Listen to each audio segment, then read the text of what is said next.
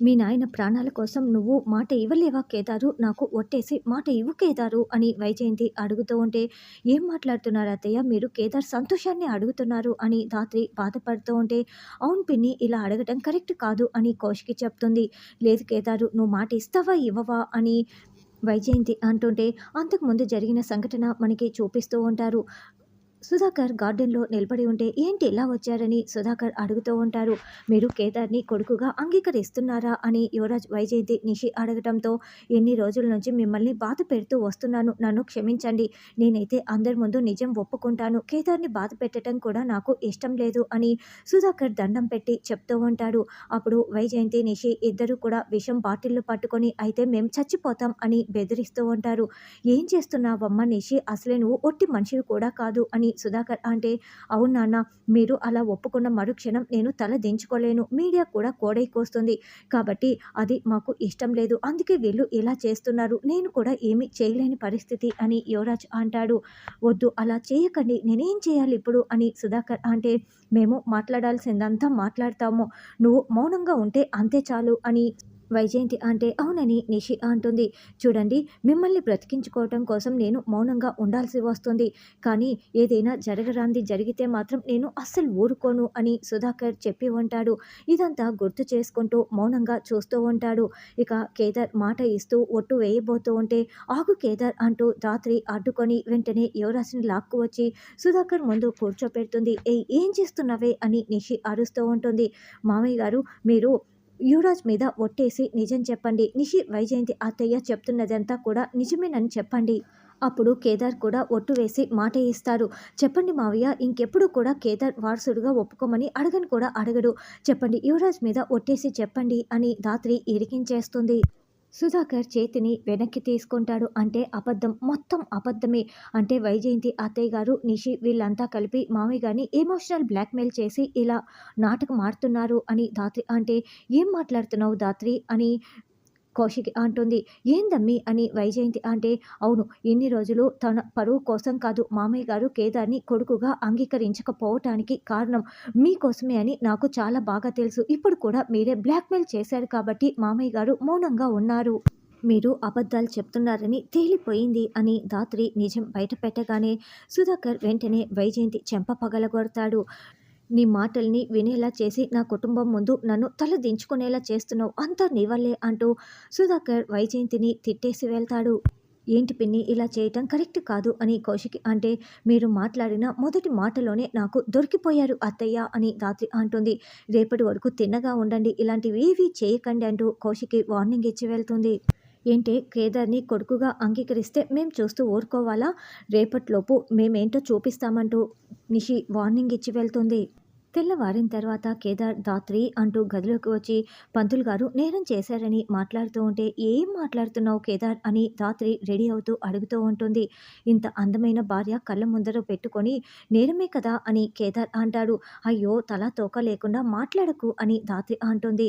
అయ్యో ధాత్రి నిన్ను చూస్తే ఇప్పుడు మీ చెల్లి చాలా కుళ్ళుకుంటుంది. నాకు ఇంత అందమైన భార్య వచ్చినందుకు జనాలందరూ కూడా ఎన్నేసి సార్లు కుళ్ళుకుంటారో నీకు అస్సలు అర్థం కావటం లేదు అని కేదార్ అంటే, చాలా పనులున్నాయి ముందు వెళ్ళి చూసుకో కేదార్ అని ధాత్రి అంటుంది. ఇద్దరం మ్యాచింగ్ వేసుకుంటే అని కేదార్ అంటాడు. నేను రెడీ అయిపోయాను. మళ్ళీ శారీ కట్టుకోవటం నా వల్ల కాదు అని ధాత్రి అంటే, నేను హెల్ప్ చేస్తాను తీసుకోవచ్చు అని కేదార్ అంటాడు. అబ్బా చాలా ఎక్కువ చేస్తున్నావు కేదార్ ముందు వెళ్ళు అని ధాత్రి అంటుంది. అబ్బా నీపైన కేసు పెట్టాలి. ఎందుకంటే నా మాట అస్సలు వినట్లేదు అని కేదార్ అంటే, జేడి అనే ఆఫీసర్ ఉంది నా తరపున మరి పెడతావా అని ధాత్రి మాట్లాడుతూ తమాషాలు పడుతూ ఉంటారు. అప్పుడే కౌశికి వచ్చి ఏంటి కేసు అని మాట్లాడుతున్నారని అడుగుతూ ఉంటే, మేము ఊరికే తమాషగా మాట్లాడుకుంటున్నాం అని ధాత్రి కేదార్ కవర్ చేస్తూ ఉంటారు. నాకు చాలా పనులున్నాయక్క వెళ్తున్నా కిందికంటూ కేదార్ మెల్లగా జారుకుంటాడు.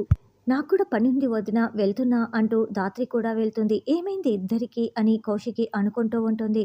తర్వాత కౌశికి దగ్గరుండి కీర్తి పాపని రెడీ చేస్తూ ఉంటుంది. అంతా రెడీ అయిపోయావు అని కౌశికి అంటే, ఒక్కటి తక్కువైంది వదిన అంటూ ధాత్రి వచ్చి దిష్టి చుక్క పెడుతుంది. జగదాత్రి ఈరోజు బాబాయ్ నిజం ఒప్పుకున్న తర్వాత యువరాజ్ ఏం చేస్తాడో నాకు అర్థం కావటం లేదు. అంతవరకు కొంచెం జాగ్రత్తగా ఉండండి అని ఎన్ని రోజులు నిజం తెలిసినా కూడా సాక్ష్యాలు లేకపోవటం వల్ల బాబాయ్ కూడా ఒప్పుకోలేదు. నాకు నిజం తెలిసి కూడా నేను ఏమీ చేయలేని పరిస్థితి అని కౌశికి అంటే, యువరాజ్ గురించి మేము చూసుకుంటాంలే వదిన, నువ్వు టెన్షన్ పడకు అని ధాత్రి చెప్తుంది. చిలకమ్మ కాఫీ తీసుకురా అని నిషి కేకలు పెడుతూ ఉంటే, మీరు కడుపుతో ఉన్నారు కదా, రోజుకి ఒక్కసారి మాత్రమే ఇవ్వమని కౌశికి అమ్మగారు చెప్పారు అని చిలకమ్మ అంటే, సరేలే పో అంటూ నిషి అరుస్తూ ఉంటుంది. ఏమైంది అత్తయ్య, నిషి ఎందుకు అంత చిరాగ్గా ఉంది అని ధాత్రి అడుగుతూ ఉంటే, నిషి డేటు వచ్చినప్పుడు మాత్రమే ఇలా చిరాకు ఎక్కువగా పడుతూ ఉంటుంది. నాకెందుకో తను కడుపుతో లేదనిపిస్తోంది అని రాగిని అంటే, అవునత్తయ్య నాకు కూడా అదే డౌట్గా ఉంది, సరే కనిపెడదాంలే అని ధాత్రి అంటుంది. తర్వాత రాగిని వెళ్తూ పొరపాటున కింద పడిపోవటంతో చిలకమ్మ అంటూ కింద పడకుండా సుధాకర్ పట్టుకుంటాడు. వెంటనే వైజయంతి వచ్చి చిలకమ్మ చెంప పగలగొడుతూ ఉంటే ధాత్రి వైజయంతి చేతిని అడ్డు పట్టుకుంటుంది. ఏందమ్మీ నా చెయ్యి అడ్డు పట్టుకున్నావు అని వైజయంతి అరుస్తూ ఉంటే, అత్తయ్య గారు ఇందులో చిలకమ్మ తప్పేమీ లేదు అని ధాత్రి అంటే, అంటే మీ మామయ్య గారు తప్పు చేశారంటున్నావా అని వైజయంతి అంటుంది. లేదు అత్తయ్య గారు, ఎవరి తప్పు లేదు, ఆవిడ కింద పడిపోతూ ఉంటే మామయ్య గారు పట్టుకున్నారు అంతేనని ధాత్రి అంటుంది. ఎందుకు ప్రతి దానికి గొడవ చేస్తున్నారు అని కౌశికి సర్ది చెప్తూ ఉంటుంది. వదిన, మీరు ప్రతి దానికి వాళ్ళకే సపోర్ట్ చేస్తూ ఉంటారు, ఏదో ఒకరోజు మా అవసరం వస్తుంది, అప్పుడు మీ వైపు నిలబడలేదని మాత్రం మమ్మల్ని అడగకండి అని నిషి అంటుంది. అప్పుడే భరద్వాజ, రేఖ, సిరి వాళ్ళు ఇంటికి రావడంతో రండి రండి అంటూ అందరూ రిసీవ్ చేసుకుంటారు. అమ్మ జగదాత్రి, మీ అత్తయ్య ఎక్కడా అని మెల్లగా భరద్వాజ అడగటంతో అప్పుడే రాగిని అక్కడికి వచ్చి, అన్నయ్య ఎలా ఉన్నావు అంటూ హక్ చేసుకుని, రేఖ ఎలా ఉన్నావు, సిరి ఎలా ఉన్నావు అని అందరినీ పలకరిస్తూ ఉంటుంది. దాంతో వెంటనే నిషి రాగిని చెంప పగలగొడుతుంది. నిషి, నువ్వు కడుపుతో ఉన్నావు కాబట్టి బ్రతికిపోయావు, లేకపోతే నేను నిన్ను ఏం చేసేవాణ్ణో, అసలు ఎవరిని కొడుతున్నావో అర్థం అవుతోందా, ఈవిడ ఎవరనుకుంటున్నావు, నా చెల్లెలు అని భరద్వాజ చెప్తుంటే, నాన్న కొంచెం చూసి మాట్లాడండి అని ధాత్రి నచ్చ చెప్తూ అర్థం చేసుకోమని సైగ చేస్తూ ఉంటుంది. అప్పుడు భరద్వాజకి రాగినికి ఇద్దరికి గుర్తుకు వస్తుంది. ఏందన్నయ్య గారు, ఈ చిలకమ్మకి ఏదో పెద్ద ఫ్లాష్ బ్యాక్ ఉన్నట్లు అలా మాట్లాడుతున్నారు అని వైజయంతి నిలదీస్తూ ఉంటే, పని మనిషి కాదని కూడా చెప్తున్నారు అని కౌశికి కూడా నిలదీస్తూ ఉంటుంది. అంటే నాన్న అప్పుడప్పుడు మా కోసం స్కూల్కు వస్తుండేవారు, అక్కడ ముందే వీళ్ళకి పరిచయం ఉంది, చిలకమ్మని సొంత చెల్లిలాగా చూసుకుంటాడు, ఈవిడ రాఖీ కూడా కట్టింది, అందుకే చెల్లెలని చెప్తున్నారు అని ధాత్రి కేదార్ కవర్ చేస్తారు. మరి మా అమ్మని సిరిని ఎందుకలా పలకరించింది అని నిషి నిలదీయటంతో, అంటే బంధుత్వాల గురించి వీళ్ళకు కొంచెం ఎక్కువగా ఉంటాయిలే అని కేదార్ దాత్రి నచ్చ చెప్తారు. సరే బంధుత్వాల వరకు ఓకే, కానీ రేపు ఆస్తిలో వాటా అడిగితే ఎవరు ఇవ్వరు అని రేఖ అంటే, వాటాల వరకు ఎందుకులే రేఖ, అందులో మొదటి పేరు నీదే వస్తుంది, నీ గురించి నాకు తెలీదా అని భరద్వాజ అంటాడు. సరే సరే ముందు చిలకమ్మ వీళ్ళకి కూల్ డ్రింక్స్ తీసుకురా అని కౌశికి చెప్తుంది. రాగిని కిచెన్లో ఉంటే ధాత్రి కేదార్ వచ్చి, సారీ అత్తయ్య అని ధాత్రి బాధపడుతూ ఉంటుంది.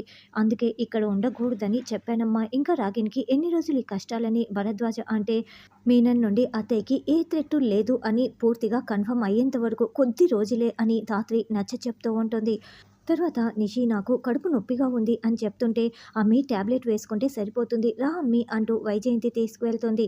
అదేంటి నన్ను తీసుకువెళ్లకుండా ఈ నిషి వాళ్ళ అత్తయ్యతో వెళ్తోంది అని రాయక అనుకుంటూ ఉంటుంది. అప్పుడే నిషి వైజయంతి మాట్లాడుకుంటూ ఉంటే రాగిని ధాత్రి ఇద్దరు వినేస్తారు. అత్తయ్య ఇంట్లో పూజ ఉంది, ఏదో ఒక అవసరానికి నన్ను పిలుస్తారు, నేనేమో డేటు వచ్చి వెళ్ళకూడదు, అప్పుడు నిజం తెలిసిపోతే ఎలా అని నిషి టెన్షన్ పడుతూ ఉంటే, ఏ పని చెప్పినా నేను చూసుకుంటాలే అమ్మి, నువ్వేమీ కంగారు పడకు అని వైజయంతి ధైర్యం చెప్తుంది.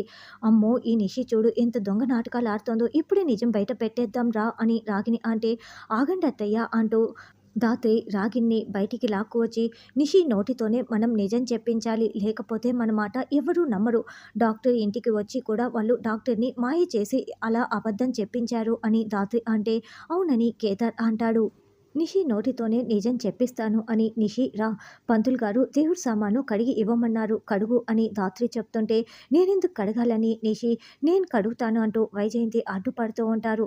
లేదు కడుపుతో ఉన్నమ్మి పని చేయకూడదు అని రేఖ అంటుంది. అప్పుడు ధాత్రి అయితే నేను కడుగుతాను, నువ్వు తుడిచి ఇవ్వు అని, సరే చిలకమ్మ మొత్తం రెడీ చేయి అని ధాత్రి అంటుంది. ఏంటే నేను చెయ్యనే, ఎందుకంటే అని నిషి చెప్పటంతో ఇక ఏంటి చెప్పు నిజం చెప్పు అని ధాత్రి నిలదీస్తూ ఉంటుంది.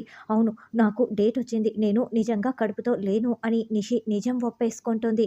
వెంటనే ధాత్రి నిషి చెంప పగలగొడుతుంది. ఇలాంటి అబద్ధాలు ఎవరైనా చెప్తారా అంటూ ధాత్రి నిలదీస్తూ ఉంటే అప్పుడే యువరాజ్ అక్కడికి వచ్చి బుద్ధుందా ఇలాంటి అబద్ధాలు చెప్తారా అంటూ నిజం చెప్పు నువ్వు నిజంగా కడుపుతో లేవా అని అడగటంతో అవును నిజమే చెప్తున్నాను యువరాజ్ అని నిషి నిజం ఒప్పేసుకుంటుంది. చీ అంటూ యువరాజ్ చీకొట్టి వెళ్తారు. చూడు కోష్కి వదిన నాన్న మామయ్యకి కూడా నిజం చెప్పేసే లేకుంటే మేమే నిజం చెప్తామని ధాత్రి అంటుంది. అమ్మి ఇప్పుడు నిజం చెప్తే చుట్టాలందరూ వెళ్ళిపోతారు, పెద్ద గొడవ అయిపోతుంది, కాబట్టి ఫంక్షన్ అయిపోయినాక చెప్దామని వైజయంతి ధాత్రికి నచ్చ చెప్తుంది. తర్వాత రేఖ నిషిని గదిలోకి తీసుకువెళ్ళి బుద్ధుందా పని తప్పించుకోవటం కోసం ఇలాంటి అబద్ధాలు చెప్తారా అని నిలదీస్తూ ఉంటే ఆ జగదాత్రి ఈ అమ్మిని చాలా హింస పెడుతుందిలే అమ్మి అందుకే అని వైజయంతి సర్ది చెప్తూ ఉంటుంది.